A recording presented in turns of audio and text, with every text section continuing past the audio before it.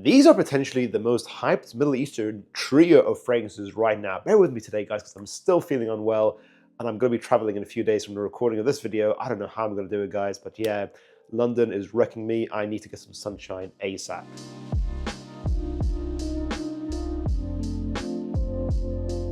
Today we've got this trio of fragrances by the brand French Avenue, who kind of went crazy viral online with this fragrance here, Liquid Brun, which a lot of people said made Althaïr by PDM redundant, and I'm gonna give you my thoughts on that if you guys haven't seen my reviews on this fragrance already. But we also, shortly afterwards, got Azure Oud by the brand, which is a replication of Oud Maracujá by Maison Crivelli. And then their latest release, Coco Morado, is a replication of Oud Cadenza by Maison Crivelli also. I'm gonna give you my complete thoughts on each of these fragrances. I'm gonna give it ratings out of 10 and whether or not I think they are replicating the originals in a good way. Let's begin. Let's first of all talk about Liquid Brun. Okay, yeah, this fragrance is worthy of the hype. Absolutely. I got this, and honestly, I don't think I would ever need to buy PDM Althaïr once this exists. Althaïr, if you don't know, the DNA is sort of like an airy vanilla fragrance that has a lot of cinnamon in there, as well as a praline note, a little bit of orange blossom. So it's like an airy, beautiful vanilla scent trail. That's horribly overpriced for what it is in the original.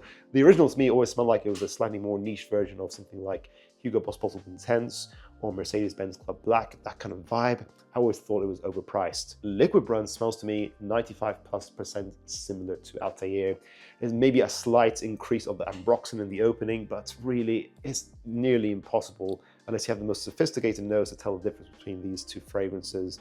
So I think fragrances like Althaïr that I believe are a little bit overrated and overpriced are always the best ones to clone, because you often can get a similar effect for a much better price. To me, Althaïr never smelled like a £200 fragrance. It smelled more like a £100 fragrance. This is at around £30, but actually smells like a £100 fragrance. They kind of meet in the middle, but this makes this a lot better value for money. Whilst Althaïr, I'd give maybe a 7 out of 10 in the context of its price range.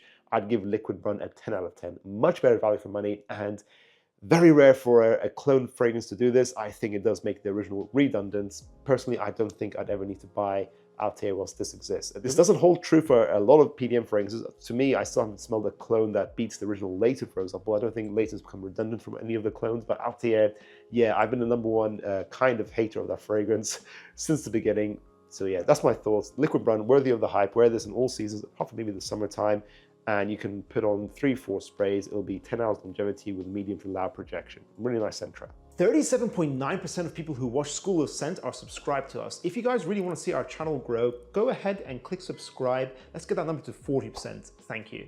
Then we have French Avenue Azure Oud. So Blue Oud, basically, or Azure Oud. So Azure Oud is a replication of Oud Maracujá, which is a fragrance by Maison Crivelli. I have it right here, guys. One of the best from them as well, a very hyped fragrance for this brand here.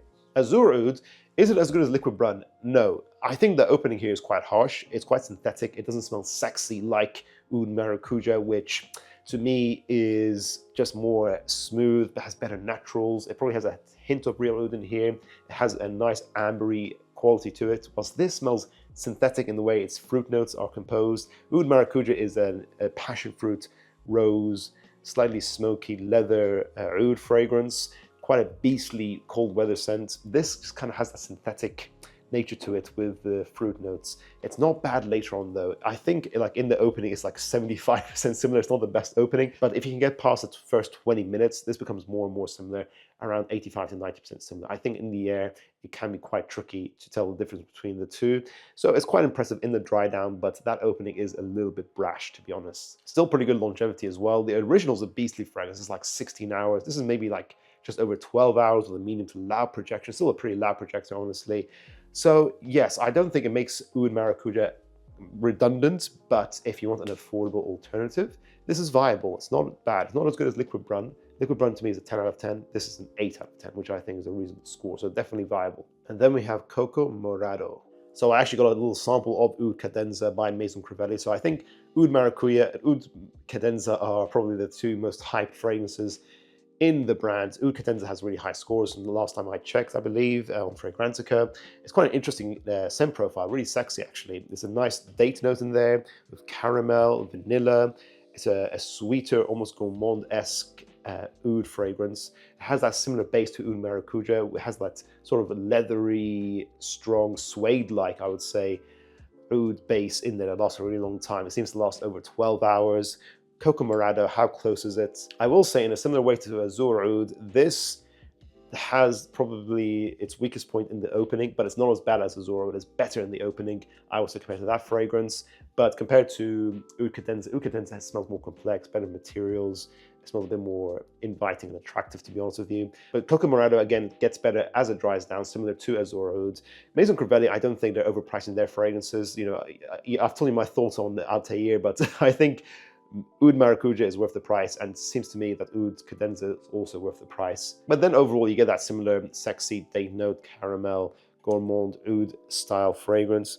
Of course, I don't think there's any real Oud in Coco Morado or Azure Oud because of the price range. You need to pay a lot of money for a real Oud, guys. But this is still very impressive. Still smells high quality. Both, I mean, all three fragrances smell higher value than their price that you're paying for, so that's pretty impressive. This still seems to have good performance as well, around 10 hours with a medium to loud projection. I think this and Azure Oud are most specialized for the autumn and winter time in the evening, but you can just about get away with these in the springtime also. So while I give Azure Oud an 8 out of 10, I'll give Coco Morado an 8.5 out of 10.